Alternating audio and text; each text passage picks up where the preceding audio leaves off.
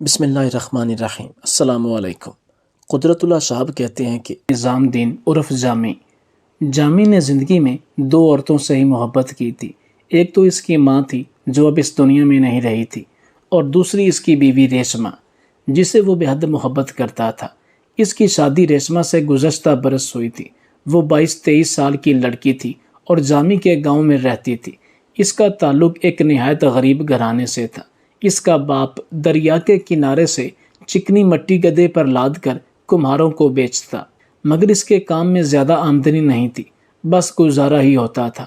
ریشمہ سے جامی کی شادی کی داستان بھی عجیب ہے۔ ریشمہ کی شادی کسی اور سے ہو رہی تھی، مگر عین نکاح کے وقت لڑکے والوں نے جہیز میں ٹریکٹر کا مطالبہ کر دیا۔ ریشمہ کے والد بہت غریب تھے اور یہ مطالبہ پورا کرنے کی سکت نہیں رکھتے تھے۔ ریشمہ کے بوڑھے باپ نے اس ڈر سے کہ کہیں بارات واپس نہ چلی جائے، اپنی پگڑی اتار کر دولہا کے باپ کے قدموں میں رکھ دی، مگر ہرس اور ہوس میں مبتلا لوگ ایسی باتوں کی کب پرواہ کرتے ہیں۔ وہ بھی اپنے مطالبے سے دستبردار نہ ہوئے۔ جامی پنڈال میں بیٹھا یہ سارا تماشا دیکھ رہا تھا اور دل ہی دل میں غصے سے کھول رہا تھا۔ جب اس نے ریشمہ کے باپ کو دیکھا تو اس سے برداشت نہ ہوا۔ وہ اٹھا اور لوگوں کے قریب آیا۔ اس کا ڈیل ڈول اچھا تھا، کسی زمانے میں وہ پہلوانی بھی کرتا تھا۔ اس نے لڑکے کے باپ سے کہا، بابا کیوں کسی کی عزت خراب کرتے ہو؟ یہ غریب لوگ ہیں، تمہیں ٹریکٹر کہاں سے دیں گے؟ جامی کی یہ مداخلت دولہا کو بہت بری لگی اور وہ سہرے کے پیچھے سے بولا کہ دور ہٹو، یہ ہمارے گھر کا معاملہ ہے۔ اس کے باپ نے اس ڈر سے کہ بات بڑھ نہ جائے لڑکی کے باپ سے کہا کہ زیادہ تماشے کی ضرورت نہیں، اگر تم ہمارا مطالبہ پورا نہیں کر سکتے تو بات ختم، ہم واپس جا رہے ہیں، ہمیں شادی نہیں کرنی۔ مطالبہ تو تھا ہی ایسا کہ کسی حال میں بھی پورا نہیں ہو سکتا تھا۔ لڑکے والے واپس چلے گئے۔ پل بھر میں شادی والا گھر غم میں ڈوب گیا۔ لڑکی کی ماں بے ہوش ہو کر گر پڑی۔ اس کا باپ ایک کونے میں بیٹھا رونے لگا۔ لڑکے والوں کے ساتھ آئے ہوئے مہمان چلے گئے، مگر وہ مہمان جو لڑکی والوں کی طرف سے تھے وہ موجود تھے اور افسوس کر رہے تھے۔ یہ منظر دیکھ کر جامی کے خون نے جوش مارا اور بلند آواز میں ریشمہ کے باپ سے بولا، بابا تم فکر مت کرو، میں تمہاری بیٹی سے شادی کروں گا، ابھی اور اسی وقت۔ اس کے اس اعلان نے وہاں موجود تمام لوگوں کو حیران کر دیا۔ ان کی حیرانی ختم ہوئی تو اس کی جگہ خوشی نے لے لی۔ جامی گاؤں کا ایک محنتی اور شریف نوجوان تھا، نہ کسی سے لڑائی جھگڑا کرتا تھا، نہ برے فعل میں تھا۔ وہ اسی گاؤں میں جوان ہوا، یہیں بڑا ہوا، اور سب جانتے تھے کہ وہ ایک نیک اور دوسروں کے کام آنے والا نوجوان ہے۔ اس کے پاس ذاتی گھر تھا اور زمین کا ایک چھوٹا سا ٹکڑا جس پر وہ کاشتکاری کر کے اپنا خرچہ چلاتا تھا۔ اس کی بات سن کر چند بزرگ جمع ہوئے۔ انہوں نے آپس میں کچھ صلاح مشورہ کیے۔ تھوڑی دیر میں نکاح ہو گیا۔ جامی دل ہی دل میں بہت خوش ہو رہا تھا کہ اس کے بروقت فیصلے نے لڑکی والوں کو پریشانی سے بچا لیا۔ جامی کے بچپن کے دوستوں کو جب اس شادی کی اطلاع ملی تو وہ بھی بھاگے بھاگے نکاح کی تقریب میں شامل ہو گئے۔ کسی بھی لڑکی کا اس طرح کا معاملہ ہو جائے تو اس کا حل ہو جانے پر سب خوش ہو جاتے ہیں۔ گاؤں کے بھی سب لوگ خوش ہو گئے تھے۔ بوڑھے اور بوڑھیاں تو جامی کو دعائیں دے رہے تھے، باقی دوسرے لوگ اسے تحسین آمیز نظروں سے دیکھ رہے تھے اور اس کے اس فیصلے کے لیے دل کھول کر تعریفیں بھی کر رہے تھے۔ نکاح کے بعد وہاں پر موجود مہمانوں کو کھانا پیش کیا گیا۔ کھانے سے فارغ ہو کر ریشمہ کی رخصتی ہوئی۔ ایک سجے سجائے تانگے میں جامی دلہن کو گھر لے آیا۔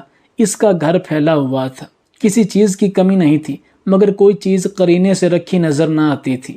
وہ ریشمہ کو لے کر اندر آیا اور بولا، ریشمہ تو بھی سوچے گی کہ جامی کیسا ہے، گھر کا کیا حال کر رکھا ہے۔ ریشمہ نے گھونگھٹ اٹھایا۔ اس نے گھر کی حالت کی طرف ایک نظر بھی نہیں ڈالی۔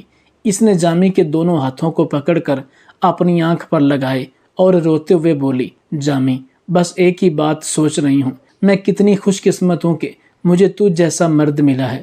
تو جانتا ہے کہ ہم کتنے غریب لوگ ہیں، ان کا مطالبہ پورا نہیں کر سکتے تھے۔ تو کتنا اچھا ہے، تیرے دل میں ذرا سا بھی لالچ نہیں۔ اگر تو اتنا بڑا فیصلہ نہ کرتا تو میری ماں صدمے سے آج ہی مر جاتی۔ جامی میں تیرا یہ احسان زندگی بھر نہیں اتار سکوں گی۔ جامی نے ریشمہ سے کہا کہ ایسی باتیں مت کرو، میں نے تجھ پر کوئی احسان نہیں کیا، تم اچھی لڑکی ہو، تم اس گھر کے قابل نہیں تھی، सच पूछो तो मैं तुझे पहले ही पसंद करता था, लेकिन चूंकि तुम्हारा रिश्ता पहले हो चुका था तो मैं खामोश रहा।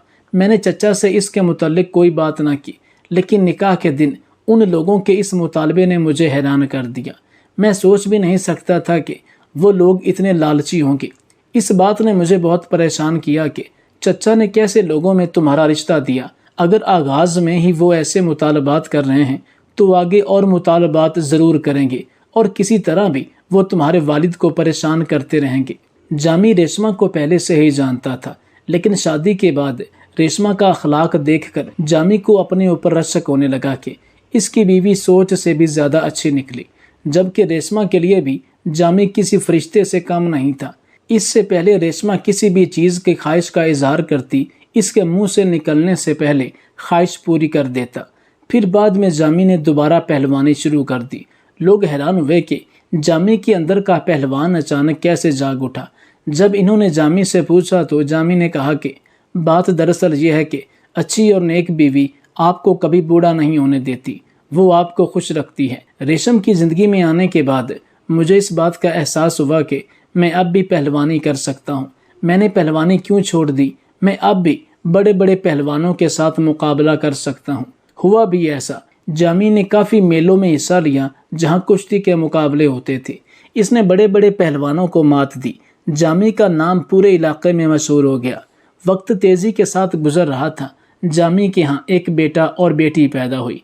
ये एक अच्छी ज़िंदगी गुजार रहे थे, एक ऐसी ज़िंदगी जिसकी हर शख्स तमन्ना कर सकता है। मगर वो कहते हैं ना कि इंसान आने वाले वक्त से नावाकिफ़ होता है। इंसान को नहीं मालूम कि आने वाले वक्त में क्या होना है। बस हर हाल में इंसान को चाहिए कि अल्लाह ताला से डरे और अपने गुनाहों की मुआफ़ी मांगे।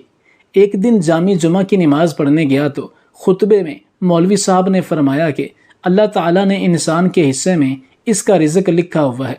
अगर आपको इस बात की खुशफहमी है कि आप घर के सरबराह हैं और आपकी वजह से घर का सरकट चल रहा है और आपके बच्चे और बीवी पल रहे हैं, तो ये आपकी गलत फहमी है। अपने ख़ानदान वालों के लिए अपनी जद्दोजहद जारी रखें, लेकिन इस गलत फहमी में ना रहें कि आपकी वजह से वो रोटी खा रहे हैं, रिज़्क हासिल कर रहे हैं। जामी ने मौलवी साहब के मुंह से जब ये अल्फाज सुने तो दिल में सोचने लगा कि ये मौलवी साहब ने बड़ी ही अजीब बात की है। मैं यहाँ मेहनत मुशक्क़त करता हूँ, पहलवानी करके 4 पैसे घर ले आता हूँ तो घर का सरकट चलता है। अगर मैं चुपचाप घर में बैठ जाऊँ तो मेरे बच्चों को रोटी कौन खिलाएगा? मैं मौलवी साहब की इस बात से इत्फाक नहीं करता, बल्कि मेरा तो दिल मानता ही नहीं कि मौलवी साहब सच बात कह रहे हैं। दूसरे दिन जामी के दिमाग में पता नहीं क्या आया कि वो सुबह देर से उठा। इसकी बीवी हैरान थी कि पहले तो कभी ऐसा नहीं हुआ। मेरा शौहर सुबह सुबह उठता है, काम करता है, लेकिन आज सोया हुआ है। इसने अपने शौहर को नींद से बेदार किया तो जामी ने बीवी से कहा कि मुझे सोने दो, मेरी नींद पूरी नहीं हुई। बीवी ने जामी के माथे पर हाथ रखा कि शायद इसे बुखार हो, लेकिन वो बिल्कुल ठीक था। इसे नहीं मालूम था कि जामी के दिमाग में क्या चल रहा है।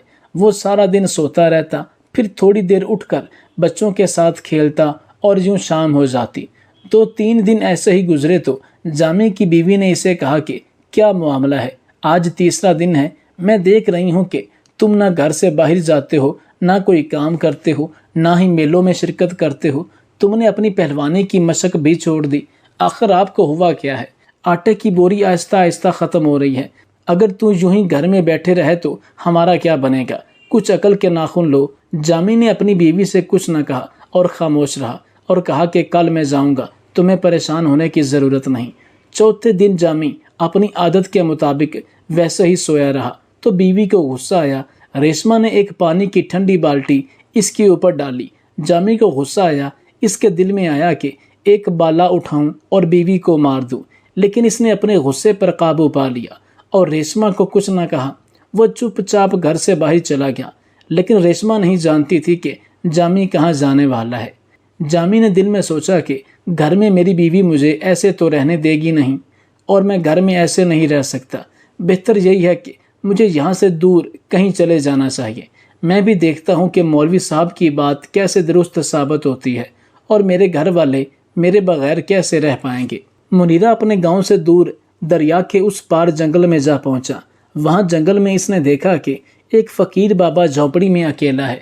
جامی اپنے گاؤں سے دور دریا کے اس پار جنگل میں جا پہنچا۔ وہاں جنگل میں اس نے دیکھا کہ ایک فقیر بابا جھونپڑی میں اکیلا ہے۔ جامی جھونپڑی میں داخل ہوا، بابا کو سلام کیا اور کہا کہ بابا جی، کیا میں آپ کے ساتھ رہ سکتا ہوں؟ میں مسافر ہوں اور کچھ عرصہ یہاں رہنا چاہتا ہوں، بعد میں واپس چلا جاؤں گا۔ بابا جی نے اسے خوش آمدید کہا اور کہا کہ تم جتنا عرصہ رہنا چاہو یہاں رہ سکتے ہو۔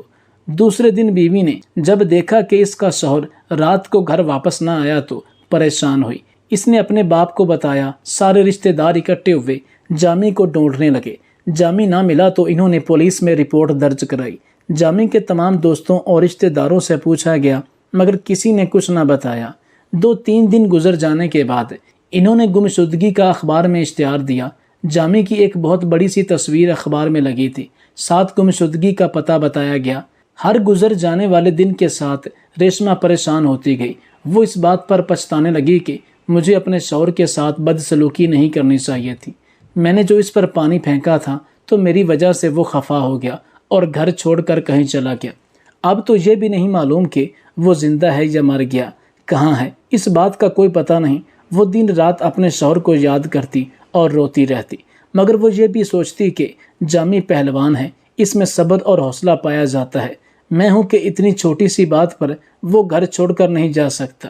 اس سے پہلے بھی میں نے شوہر سے کئی بار مذاق کیا اور اس پر پانی پھینکا، مگر اس نے برا نہ مانا۔ وہ جانتی نہ تھی کہ جامی کے دماغ میں کیا چل رہا تھا اور سیدھا گھر چھوڑ کر چلا گیا۔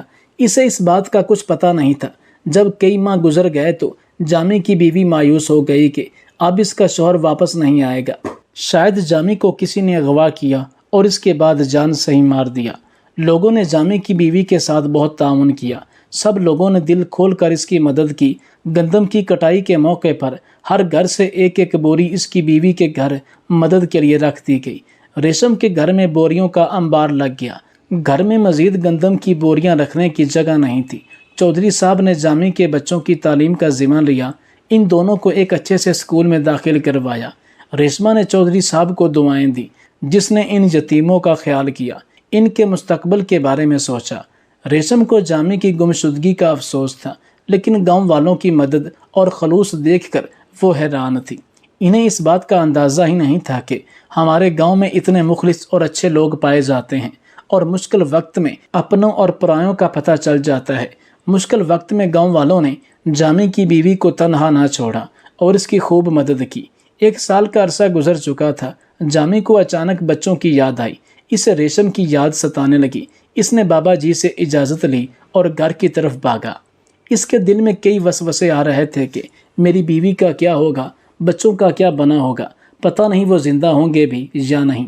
انہی سوچوں کو دل میں لیے وہ گھر کی طرف بھاگے جا رہا تھا، لیکن جیسے ہی وہ گاؤں میں داخل ہوا تو لوگ جامی کو دیکھ کر حیران ہوئے اور اسے بھوت سمجھ کر دور بھاگنے لگے۔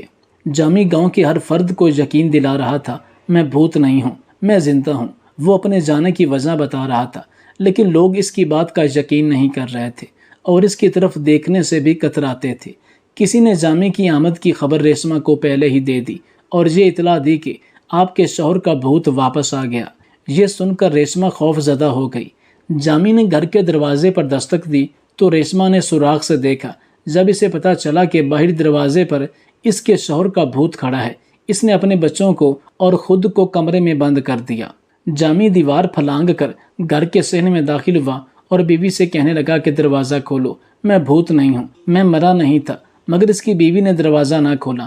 جامی چونکہ پہلوان تھا، اس نے زوردار دھکا دیا اور دروازے کو توڑ ڈالا۔ پھر اس نے اپنی بیوی کو پکڑ کر کہا کہ مجھ سے دور مت بھاگو، میں زندہ ہوں۔ بچے اس وقت سکول گئے ہوئے تھے۔ اس نے ریشما کو ساری کہانی بتائی کہ اس وجہ سے وہ گھر سے چلا گیا۔ یہ سن کر ریشما کو بہت غصہ آیا۔ اس نے اپنے شوہر کو کہا کہ تم پاگل ہو چکے ہو، کوئی نارمل شخص یوں اپنے بیوی بچوں کو چھوڑ کر نہیں جا سکتا۔ جامی نے اپنی بیوی سے معافی مانگی اور کہا کہ مجھ سے بہت بڑی غلطی ہوئی ہے، مگر ریشما نے اسے معاف نہیں کیا۔ جامی نے دیکھا کہ گھر میں گندم کا ڈھیر لگا ہوا تھا۔ صحن کی کچی دیواریں اب پکی ہو چکی تھیں۔ گھر کا صحن بھی پکا تھا، نیز ہر اینگل سے پہلے سے اس کا گھر بہتر معلوم ہوتا تھا۔ تھوڑی دیر بعد بچے اسکول سے واپس آئے تو جامی ان کی وردی اور بیگ دیکھ کر حیران ہو گیا۔ بچوں کے جوتے اور کپڑے ایسے تھے کہ جامی دیکھتا ہی رہ گیا۔ جامی نے دل میں کہا کہ مولوی صاحب ٹھیک کہہ رہے تھے اور میں غلط تھا، مجھے یوں اپنی بیوی اور بچوں کو چھوڑ کر نہیں جانا چاہیے تھا۔ بچے اب اس کے قریب نہیں آ رہے تھے اور بیوی بھی اس سے نظریں نہیں ملا رہی تھی۔ یہ چیزیں جامی کو بہت پریشان کر رہی تھیں اور وہ گھر میں اکیلا محسوس کر رہا تھا۔ اگلے دن جب بچے اسکول گئے تو جامی نے رو رو کر ریشما سے معافی مانگی اور کہا کہ اگر اس نے معاف نہ کیا اور دل سے قبول نہ کیا تو میں اپنی جان دے دوں گا۔ ریشما مسلسل خاموش رہی اور اس کے ساتھ نظریں نہ ملا سکی تو جامی اپنی جگہ سے اٹھا اور کہا کہ میں واپس جا رہا ہوں، مگر اس دفعہ میں تم لوگوں کو ہمیشہ ہمیشہ کے لیے چھوڑ کر چلا جاؤں گا کیونکہ میں زندہ نہیں رہوں گا۔ حالانکہ جامی مذاق کر رہا تھا، اپنے خاندان والوں کو چھوڑ کر اب وہ کہیں نہیں جا سکتا تھا، مگر اس کی بیوی نے اسے روک لیا اس احسان کے بدلے میں جو جامی نے اس پر کیا تھا۔ جب اسے کچھ لوگ ٹھکرا کر چلے گئے تھے اور جامی نے اسے اپنا لیا تھا، کچھ دنوں بعد بچے بھی جامی سے مانوس ہو گئے اور جامی نے نئے سرے سے اپنی زندگی کا آغاز کیا۔